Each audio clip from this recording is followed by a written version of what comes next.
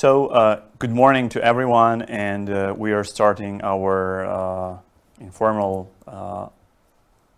breakfast background on Ukraine first meeting.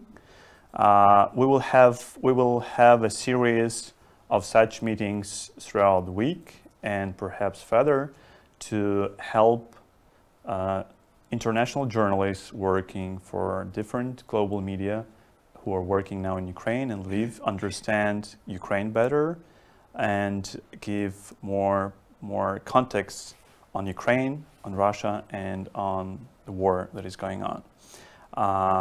My name is Taras Yatsenko. I'm co-founder and CEO of Твоє МІСТО, your city of yours media hub. And we welcome today in our studio two great speakers who know a lot on Ukraine and on geopolitical issues. And I would introduce Father Anдрій Zelінський and Roman Kečur. We are going to talk to explain what we see on the recent developments, and then we will be happy to talk on any questions you have. So our first speaker, Father Anдрій Зелінський, is advisor to the head of the Ukrainian Greek Catholic Church, Archbishop Sviatoslav, and he's chief military chaplain of the Ukrainian Greek Catholic Church. So has spent a lot of time in war zones in Ukraine, and is a political scientist also, author, publicist, and I would say a well-known philosopher. Father Anдрій, I would love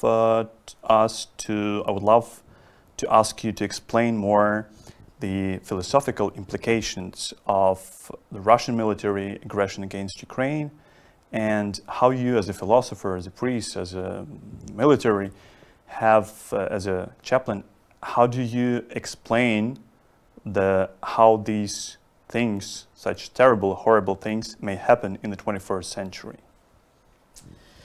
Thank you very much. Hello, everybody. So, despite the fact that I teach political science and not philosophy, the war in Ukraine does leave certain philosophical implications without which we can't actually understand what's going on around us, what's going on in the world. This last Saturday, President Biden in Poland mentioned that the war in Ukraine, I'm quoting, will define the 21st century. So the events that have an impact on the century do have certain philosophical, I would say, implications as well. I would like to, and by the way, philosophy, it's not about giving answers. Philosophy is more about asking right questions. So what I would like to do nowadays, I would like to draw your attention to questions that seem very significant to me personally, but I hope that they must be significant to the whole global society nowadays. If we really try to have this 21st century, despite all the facts, all the threats, all the problems that are in front of us. So number one, maybe it's a part of the global culture already. The term a tank man. If you remember Tiananmen Square, and it's on videos where there is a tank, there is a man in front of a tank. There's China, and that little tiny man is capable to stop a huge tank. So it was like a symbol of humanity that has more strength than any political, so to say, implications, issues whatsoever, than the power, than the political authority, than the power of authoritarianism. Now, if you go to video, there is one also on YouTube, and there is a Ukrainian tank man, I call it. And it tells us a completely different story, and it's a very sad story. It's right there, it's on YouTube. There is a tank, there is a man asking the tank not to shoot. And there is a tank shooting a man with a missile. Unthinkable. It's like two different tank men, but they tell us about two different epochs in the history of humanity. Something went wrong. A whole tank, just to think for a while, a whole tank is shooting one single man with a real missile. If you remember also it's also in the video, the bomb dropped on the maternity hospital in Mariupol. the bomb drop on the drama theater in Mariupol, 300 people dead. A line for bread, 10 of them dead. There was a peaceful line. People were standing, waiting in a line for bread. So I'm just pointing to these events because they tell us more about global situations of our humanity than about a regional, local conflict. My first question is, how come? How come that we, the people of the 21st century, are capable of such level and scale of violence and cruelty? How come? That's a very serious question. Because Europe hasn't witnessed this kind of violence for maybe 80 years, since World War II, since the end of World War II. Because, of course, you would say that there were other wars in Europe. There was war in Yugoslavia. Yes, but this war is particularly cruel. Why? Because it's senseless. It's a completely absurd, without even a single reason, violence against hundreds of thousands, against millions of population of Ukraine. So the absurdity of this war makes it more cruel and more violent than any other war that has a certain goal. This one, can anybody tell me what's the goal? Like demilitarization, denazification? Oh, come on, everybody understands that these words have no sense at all. These terms in the situation of Ukraine has no sense whatsoever. And can you explain why more? Because where can you find Nazi in Ukraine? Because demilitarization would mean to, of course, everybody knows that the war against Ukraine, the military aggression against Ukraine, started in 2014. And there was a real war zone in the southern eastern part of our country. And demilitarization would mean to deprive us of any kind of means to prevent the military aggression. It's like to say, please die and then we win. Or peace costs your lives. Please die and then there will be peace. So that's the formula of demilitarization in the context of an ongoing war since 2014. Denazification, where can you find a Nazi? Yesterday I was a participant at the conference in the University of Jakarta in Indonesia, and the subject of the conference was, can we find Nazi in Ukraine? Yes, of course, but only in the Russian tanks. That's the only place where you can find Nazi, on the Russian tanks, in the Russian units. They brought here, because you can, that's another question, but anyways. So this level of senseless cruelty and senseless violence. So this poses, like, number one question, how come that at the beginning of the 21st century, we're once again capable of this kind of violence? But number two, it's very close to this one, it's very important. Where have we failed as humanity? If this kind of violence was possible after World War II, when all the institutions, like the whole architecture, the whole design of the international organizations was constructed in such a way that we can prevent exactly this type of violence, where have we failed? Something didn't work. And as we can observe it nowadays, of course, nothing works. None of the international institution works. I mean, United Nations, come on, just mere words that have no effects. Even European Union sometimes at times shows that there is a lack of efficiency among the 27 member states of the European Union. So all these things, but once again they bring us also to a question. Maybe we used wrong values, because like the whole liberal democracy, European liberal democracy, was pointed as a goal, was once again to prevent this kind of violence and cruelty. What have we missed? The education, wrong educational process, wrong values, wrong institution, culture. That's the whole function of culture in the society, is to prevent this kind of cruelty. And now we're talking about Russian soldiers. We see what they do. We used to perceive Russia in the world used to perceive Russia as the culture of Dostoevsky, Tolstoy, Turgenev. But how come they didn't help? Well, this is real cruelty. I mean, like, if we're talking from here, from the office, it's one thing, but if you go to the battlefields, if you go to the cities destroyed by the Russian artillery and the Russian bombs, if you go to Mariupol nowadays, My goodness, it looks completely different, and the terms violence and cruelty obtain a completely different sense in such context. So that's number two question. Where have we failed? Number three question, of course, has to do with this one as well, because it raises, like, we all remember the words of German Chancellor Scholz saying that, oh, come on, please, it's only Putin who's guilty, don't blame it on Russian people. And then Pablo Coelho repeated, don't blame it on common people. We heard something similar yesterday. Yesterday, but then I'm just asking myself, is this Putin dropping an air bomb on the theater? Is this Putin shooting with this missile tank in a man? Of course not. There's a human person.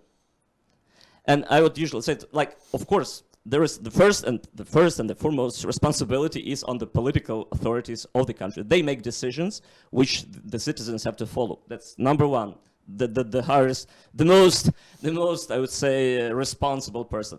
Then, of course, there are military authorities who try to do, like Mikhail Mizintsev, who try to do their best to destroy Mariupol as they did it with Aleppo, because there are military authorities who try to perform or to be as faithful, as loyal as they wish. Then there are, of course, common people. I was always asking myself about those pilots who have their relatives in Ukraine, who are right now like prisoners of war. But come on, if you are still a human being and you understand that you're killing innocent people, of course there's Russian propaganda, but then there's still, I mean, if you're a tank person, then you see a human being in front of you. Well, there is no Putin in front of you. There is no Mikhail Mizintsev, no any other general. You are a human person. Where is that freedom? Where is that consciousness? Where did we lose them? I mean, the 20th century, the progressive humanity, the liberal democracy. What have we done wrong? That's a very serious question, by the way, because otherwise we only pretend. We live in a society which is not real. We preach the values which we don't believe in. We say politics, but it doesn't do the work it's supposed to do, because politics is an organized society. It's exactly with the scope and goal to prevent the human beings from cruelty, from violence. Well, anyways, so who's to blame? Yes, of course, everybody's to blame. And not only those who shoot in the battlefield, but also those 74% of the Russian population who support the military activities of President Putin. I usually say that Putin is eternal for as long as there are 74% supporting him in Russia. Because all of this is responsible. No, it's not only one person. Naive to think that like this. But not only Russians are responsible. Come on. Russian gas, diminished support of NATO institutions on part of the EU member states. Aren't they responsible? Of course they are. Well, anyways, so that's the third question, important question that we have to ask ourselves to prevent humanity from I would say, complete destruction. Number 5, which has to do exactly with the West. Can we build real democracy by sponsoring authoritarianism? It was so naive, and everybody knew. And especially those people who were saying it, they knew that it was naive to say that economy has nothing to do with politics. I remember one of the ministers of Germany a week before the war started saying that Nord Stream has nothing to do with politics. It's pure business. Come on. It's another pretension. It's another hypocrisy. But the whole thing is that we all know that this is hypocrisy, but we do accept it this way because, why? Well, that's already a social question. That's already, we can go back to very deep and profound questions of social philosophy. But anyway, that's another important thing. If we are building democracy while investing, but there's another thing, because everybody was so fascinating with Putin in Europe. Why? Because he's stronger than European leaders. He's stronger than European leaders who try to live according to certain values, try to follow certain rules. Wow, it was just a fascination. Of course, this is also a part that has, I mean, this part of attitude is also responsible for what we have today, for all these 100,000 dead. Sanctions, that's another important part. I mean, everybody knew that they were ineffective in 2014.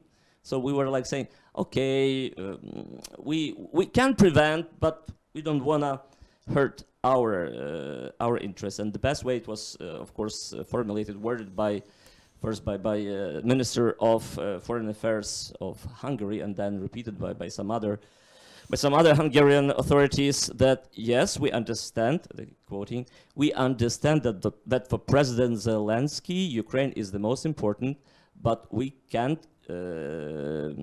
But for us, Hungary is as important as Ukraine. So we can do anything that would, for example, it was the case was the gas, of course, that we can damage, we can hurt the Hungarian economy. Anyway, so because one of the greatest lessons humanity learned since World War II was that we can't prevent evil in any of its forms if we don't work together. So World War II learned humanity to stay together. World War II learned humanity, like the civilized world, the progressive world, to stay together. So when did we forget about this? That's another important question. And the last one that seems to me has a philosophical implication, and it's about like, what's reality? You know, when I'm saying that how come a human person can be that violent? When have we failed? Where have we failed as European society?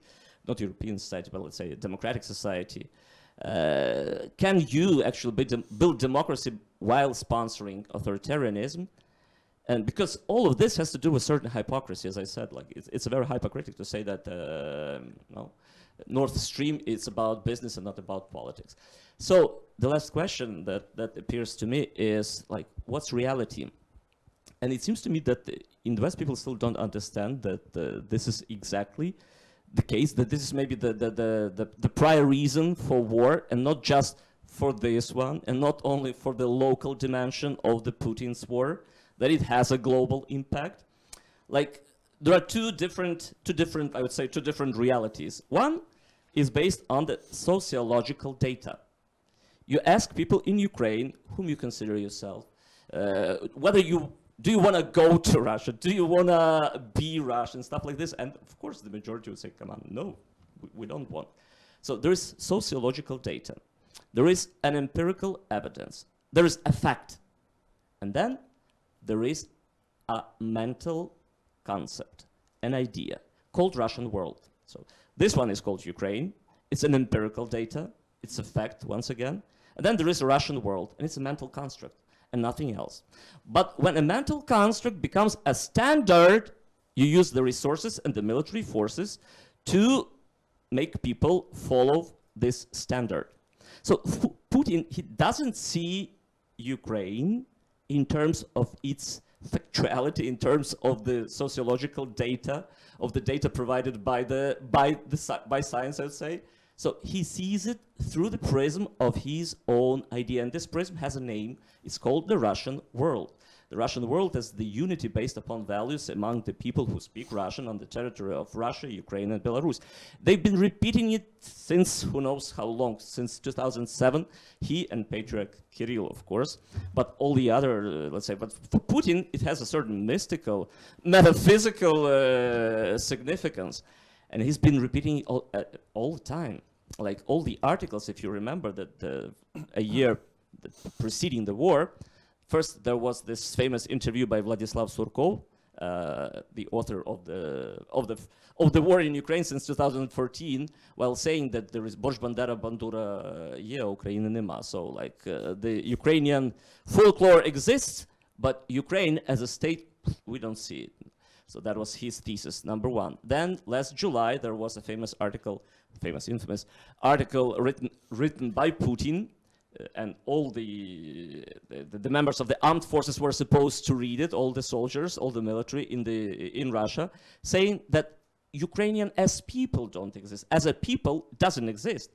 So he understand that in his opinion, there is no a war against Ukraine because Ukraine doesn't exist. There is no a war against Ukrainian people because they don't exist. There is a transformed by the Western, I'd say, efforts, part of what he thinks, believes, and names it Great Russia. sacred Russia, Святая Русь. So that's the concept. And, but as I say, so this war is the hardest argument, the most real argument against the Russian world. Number one, he said there is a unity based upon values. Which values, I ask myself. Nobody has ever defined the values. But then there is a video on YouTube, which I like the best one, shows parallel. The Russian police and the demonstrators are trying to escape from them. And then on the other side, in Kherson, there are Russian armed forces, and then there are Ukrainians with their flags going right on them. With no arms. With no arms. But this, like, it's about values. It's about two different sets of values. We are different, though. So we are built and raised on different values. Now, according to the Russian world ideology, there is one dominating religious institution. It's been like one for centuries. That's been uniting this world for centuries. That's Russian Orthodox Church, of course, with Moscow Patriarchate. Now, since the beginning of this war, the Patriarch of Moscow has said not a single word against the cruelty that kills thousands of his believers. Because the city of Mariupol, the city of Kharkiv, Sumy, Chernihiv, all of these people, most of them, they belong to the Russian Orthodox Church. He said not even a single word. Not a word of sympathy or empathy. Not a single word from a Christian leader, from a leader of the church who claims that all these people belong to his church. There's no unity. 15 of the 53, there are 53 diocese eparchies of the Russian Orthodox Church in Ukraine. 15 of them have already refused to mention the name of the title of Patriarch of Moscow, which means there is no unity based on religious ground as well. And now the Russian language, another famous claim of Russians, that all this space, the Russian world, is the same culture due to the same language shared by the population. Come on, people. Once again, the empirical evidence, the sociological data, maybe 60% of the Ukrainian soldiers, of the Ukrainian armed forces speaking Russian, fight Russian soldiers. The Ukrainian mothers who lost their sons, they cursed the Russian troops in Russian. The language doesn't unite in this case. So I'm just saying that the language, the church, whatever they say, it's not the reason for unity. But for Putin, this is the reality. The reality is not the empirical data, is not the sociological data, is not the fact, but the idea of the great sacred Rus of the great Russia. Anyway, so this is, that's it, yeah. These are the 5 questions that I think we are supposed to ask ourselves if we want to solve, at least try to solve this problem. Father Andriy, thank you for all these questions. Now I hope we can find somehow the answers to these questions. You raise a question of mental construct of Russia, and I would like to get back to this question now. I would ask Roman Kečur, who is he's a prominent Ukrainian psychoanalyst, who is the director of the psychology program at Ukrainian Catholic University in Lviv, and who recently wrote 2 very interesting stories, I would say very insightful stories for analytics published in the time of war after invasion. One of them was called Putin Has Already Heard Niagara, and the second one, the most recent one, was Let Putin Go Mad. So you, as a psychoanalyst, how do you see this mental construct of Russia? What's happening? Is it really not only about Putin but also about Russia? And what is the psycho of Putin and of Russian people today? And we will speak in Ukrainian and translate it into English. Дякую вам за запрошення. Я хотів спочатку сказати, що моя англійська не така добра, щоб я міг так вільно говорити на такі складні теми. First of all, I would like to express my gratitude for the invitation and also to mention that unfortunately my English is not good enough to be speaking today in English. Отже, Путін. Тільки лінивий не писав про психологічний портрет Путіна. Я не буду всього цього повторювати. І більшість з тих портретів є достатньо реалістичними. I think that there have been so many descriptions of the psychological portrait of Putin already. Everyone has been talking about that, but I think that most of them are actually realistic. Я хочу додати тільки один момент, який, мені здається, є дуже важливим і, можливо, в якійсь мірі визначальним. But I would like to add one very important detail which could be defining in this case. Отже, основні описи його психологічного портрету так якби формулюються навколо такої антисоціальної особистості. So most of the descriptions they revolve around anti-social personality of his. Що це означає? Це людина, яка занепокоєна тільки питаннями влади і намагається контролювати інших через усвідомлену маніпуляцію. So this is the type of the personality who focuses a lot on power, and their main intention is to control the rest of the people through manipulation. Все, що він говорить і робить, спрямоване на те, щоб контролювати нас, викликати в нас страх і інші почуття. І через контроль за нашими почуттями контролювати нашу поведінку. So everything that he has in mind is to control ours, and for that purpose he is using fear. And in this way, it also controls the rest of the feelings that we might have. Емоційне життя такої людини є збіднене. Така людина не здатна любити, вона здатна тільки ненавидіти, вона здатна бути розлючена, вона здатна бути перелякана, і вона має пусте я всередині. Нема любові. So this is the person who is unable to love, and the only feeling that this person could have is the feeling of anger. This person is also feels really scared, and this is the person who is empty inside. І це є такий фасад, це є перше його обличчя.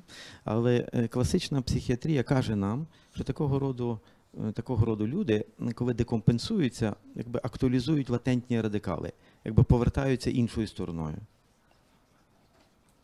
And this is just the facade, this interior of the person, or the first face, as we may call it. But if to talk about classic psychiatry, we know that this is the way where some latent radicals are being actualized. Що робиться з ним, коли він лякається, коли він переляканий? So what happens to him when he feels scared or frightened? Він заходить в свій бункер, сидить за 5-метровим столом. Треба 2 тижні сидіти, щоб дочекатися аудієнції з ним. Його міністри сидять за 10 метрів від нього. And we know that he spends most of the time in his bunker, that he uses a 5-meter-long table to hold meetings. Then one has to wait for some 2 weeks to have a meeting with him. And this is the way he actually talks to important people surrounding him. Кухар, який готує йому їсти, є мільярдером. Це єдиний в світі випадок. So his chef, a person who prepares food for him, is a billionaire. That's the only case in the world of this kind. Він всерйоз боїться отруєння. Because he is scared so much of Як being середньовічний poisoned. король, так, має людей, які пробують його їжу. So he resembles us of a middle-aged king. So he has a person who tries food for him. Отже, коли він лякається, він стає параноїком. And when he feels scared, he becomes paranoid. Отже, його динаміку ми можемо спостерігати між антисоціальним хлопцем, таким крутим мачо, і переляканим параноїком. So here we can observe this dynamic between this antisocial, tough macho and paranoid person who's really scared. Президент Обама колись сказав про нього, що він є крутий хлопець з тонкою шкірою. Мені здається, добра характеристика. And I think that was a very apt observation of President Obama, who once said that he is a tough guy but with thin skin. Що далі? Якщо його далі лякати, що буде з ним далі, коли він буде ще більше переляканий? So what happens next if he feels more and more scared? Всі західні лідери бояться, що він буде настільки агресивний, що натисне ядерну кнопку. Western leaders, they are afraid that if he gets so scared, he will become also more aggressive, and that may lead to him pressing the nuclear button. І це може бути, але є один нюанс, один тонкий нюанс, який потребує дуже професійного розбору, дуже професійного погляду. And there is a possibility of this happening, but there is also a very subtle detail behind this which has to be elaborated upon. Якщо він буде настільки переляканий, щоб натиснути ядерну кнопку, це означає колективний суїцид, розширений суїцид. Він вб'є нас і загине сам, і все його оточення загине. So if he feels so scared that he decides to press this nuclear button, that will be the case of collective suicide, because by killing himself, he will also kill very many other people. А він боїться заразитися коронавірусом, він боїться бути отруєним, він боїться смерті. And we know about some other fears of his coronavirus, poisoning, and death itself. This is what he fears of. Він може дати таку команду тільки в психозі, тільки коли він розвине психоз. А коли він розвине психоз, він буде під столом ховатися від космічних променів. And he can give this order when he is psychotic. So only when he is on that stage of psychosis, he can do that, and he'll be hiding under the table because he would be afraid of these rays. І це буде помітно всім. Це буде бачити секретарка, ад'ютант, всі спецслужби, міністр оборони. Такої команди ніхто не виконає. І в цьому є наше забезпечення. And very many people surrounding him will notice this. His secretary, the Minister of Defense, some other assistants of him, and they will not let this happen probably. So this is something that could actually help us in terms of our safety. Для того, щоб це зрозуміти, ви мусите проконсультуватися фахових психіатрів. Вони вам мають це розказати. So to understand this matter better, it's important also to have the consultation of renowned psychiatrists, because they are the people who know a lot about this. Тепер що робить протилежна сторона? Що робить західні лідери, що робить Байден, що робить Джонсон? So what about Western leaders, Biden and Johnson and others? Вони його заспокоюють. Вони кажуть, НАТО ніколи не буде втручатися, ми ніколи не будемо стороною цієї війни. They are trying to pacify him, saying that NATO is not going to be part of this deal, that we are not going to intervene. А що робиться з Путіним, коли він заспокоюється? Він стає знову антисоціальним психопатом. Він на коні. Він пітерський гопнік. And what happens to him when he is really pacified? Then he becomes this anti-social character once again. He becomes the so-called St. Petersburg gopnik. Це означає, що Захід боїться більше, ніж Росія. And it means that the western part of the world is more afraid as compared to Russia. Це означає, що паритет холодної війни є порушений, бо він тримався на одинаковому страху. And it means that this idea of Cold War has been moved to one side. Отже, що потрібно робити? Треба атакувати його середовище, його ті башні Кремля. So what can be done here?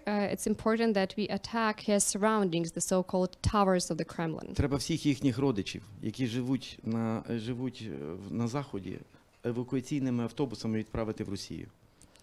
And it would be a good idea to have all of the relatives of his to be sent to Russia by evacuation buses and so on and so forth. Тоді кожен причетний до цієї історії зрозуміє, що за ним спостерігають. Then everyone who is affiliated with the story will know that they are being under observation. І треба не боятися ескалації. І треба тримати Путіна в невідомості. We shouldn't be afraid of escalation. It's important that we keep him in this uncertainty. Я не говорю про військові речі, я не військовий експерт, я цього не знаю. Я говорю тільки про психологічний компонент взаємодії. I'm not talking about military matters because I'm not an expert on them. I'm talking only about psychological issues. Треба не боятися його божевілля, треба віддати контроль за його божевіллям його оточенню. We shouldn't be afraid because of his madness. It's important that his surroundings has to deal with his madness. Вони бояться смерті значно більше, ніж ми. And they are much more scared of death than we are. І вони вміють усувати царя. В них є така традиція. And they know how to deal with Tsar. They have a long-standing tradition of doing this. Це такий короткий коментар до поставленого питання. So this is a brief comment as related to the question that you have brought up. But that's again only about Putin. And what about the Russian people? Father Andrei mentioned that a society of Dostoevsky and Tolstoy has been supporting this, or silently supporting. The majority of Russians do support this war. How can this be explained from the psychological point of view? Я коротко відповім.